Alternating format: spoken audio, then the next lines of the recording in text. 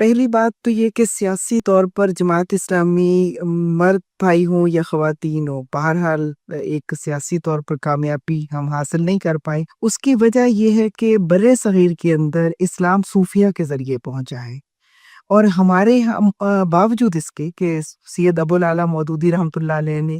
پورا لٹریچر ہی اس کے اوپر ہے کہ انہوں نے پورے دین اسلام کا جو صحیح تصور ہے وہ پیش کیا، مگر ہمارے ہاں ابھی بھی تین مذہب ہے۔ ہماری عام پوری آبادی جو ہے وہ مذہب تک ہی رہتی ہے، اور مذہب کو وہ یہ سمجھتے ہیں کہ یہ تزکیے کا ذریعہ ہے، اور تزکیہ نفس ہو گیا،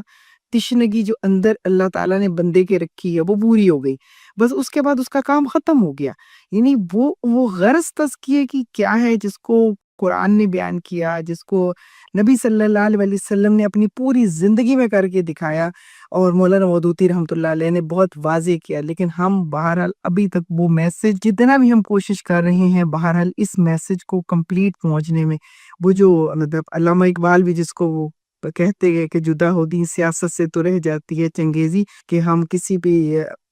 مختلف سیاسی پارٹیز کی ایک پروگرام تھا پی سی میں، تو بڑی معروف ایک خاتون ہے، نام میں نہیں لوں گی، تو انہوں نے کہا کہ مجھے یہ سمجھ نہیں آتی کہ دینی لوگوں کا کام سیاست سے کیا ہے۔